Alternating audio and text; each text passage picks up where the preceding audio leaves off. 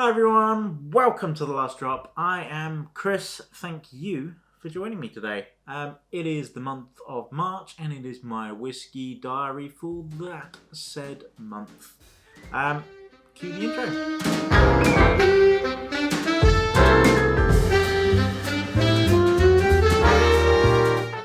Right, so let's get straight into it. I started off on the 16th with some new whiskey from Mackmyra. I had Jaktlycka, I don't know how you pronounce that. This was piney, quite spicy, vanilla, a long peppery finish I found. I thought it was okay. As with all Mackmyras, they're pretty much 46.1%. And I just put it's okay. I gave it a 6.5 out of 10, so not too bad.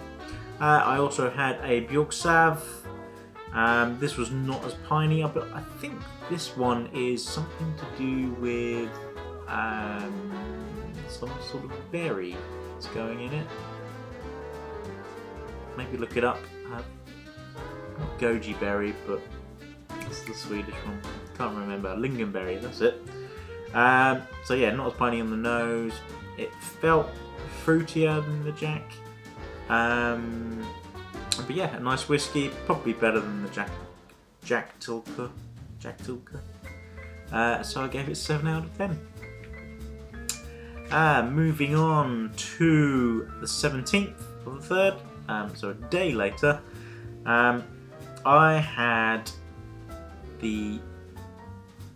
one, it was St. Patrick's Day, so I had a Scotch tasting. And it was a Bunnahabhain tasting with the London Whisky Club. Now, damn, this was very, very good.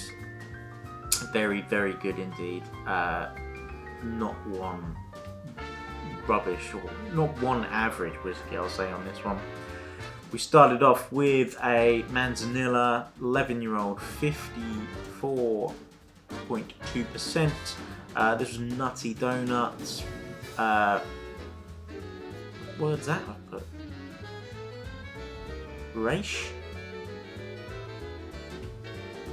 Raisins?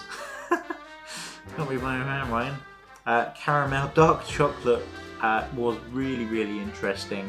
I gave this a 9.5 out of 10, and that is a very, very good whiskey. Next up was a 2007 bourbon cask.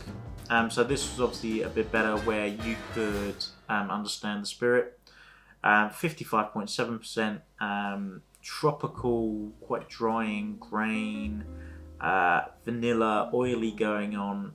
Just again, a solid, fantastic whiskey, 8 out of 10. Next up was a Spanish oak, which is a cognac finished one. 58.2%. It was the 2018 for Shield bottling. This was fruity, had rubber notes, dark chocolate, spicy finish, and again, very, very good. I gave it an 8.5 out of 10. Then we had a Palo Cortado 2007, 55.1%.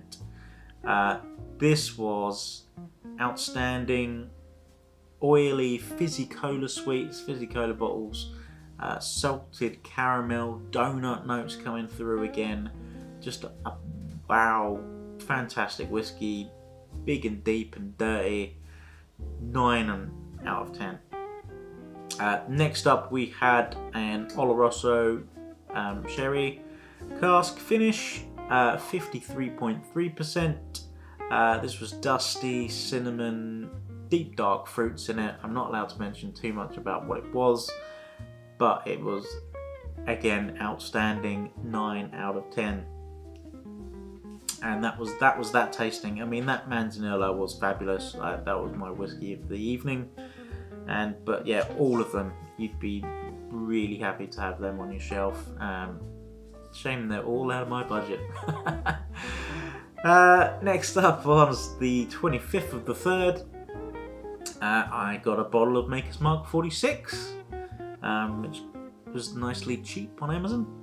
That was nice and smooth where it's wheated, bit of a cherry hint on the end, big vanilla notes going on, a really good solid bourbon, and I gave it 7 out of 10. I mean, you can't really compare it to the Manzanillas and the Bunnahabhains, but it was very good. Next up, on the 26th of the 3rd, we had a Sussex Whisky Appreciation Group swag tasting, and it was Glenburgie. Glenburgie are part of the Chivas group, and a lot of Glenburgie goes into Chivas Regal and all those sort of blends, so it's quite rare that you get the single malt releases from them. So this was really exciting. These mostly independent bottlings, but there was one distillery bottling as well. So we've started off with the Glenburgie Cadenheads 2010 56.6%. This had pear drops, foam sweets, if you remember those like old prawn foam sweets, they were nice. Sherried, wax crayon elements going on in there. Really nice. Gave it 8.5 out of 10. Then we had a Gordon & MacPhail Connoisseur's Choice, 20-year-old, 55.3%. This again had that pear and citrus elements going on. Lemon sherbets were in there.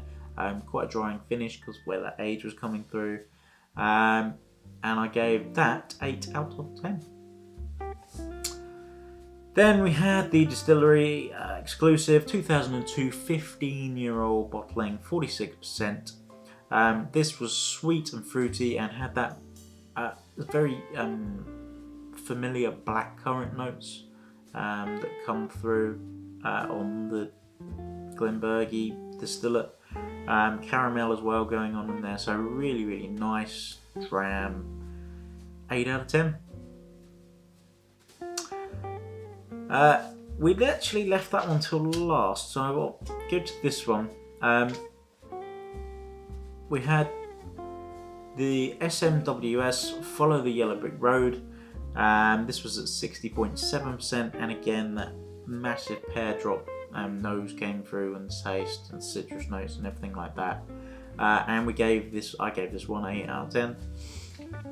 Then we had a rather peculiar old particular from Douglas Lang, a 21-year-old at 51.5%. Nose, I don't know whether the bottle was off or what was up with it. People were just like, it was all over the place. Nose, I just put WTF. It was just like weird and bizarre, and it's almost like one of the weird jurors I've had over the past few months. So yeah, that was peculiar.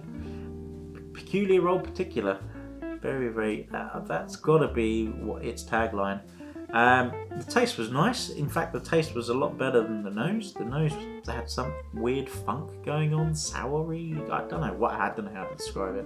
But yeah, it wasn't bad. I probably wouldn't get that as a bottle, but I'm really pleased I did try it. 7 out of 10. So then on the 27th, so that was not a big gap between drinking again, was it? 27th of the 3rd was the delayed or the reloaded version. They had a bit of an issue with tech the week before, but the Summerton Whisky Festival. Great day, some great drams coming out here. I haven't really done any notes on them, but I've just done my ratings of them.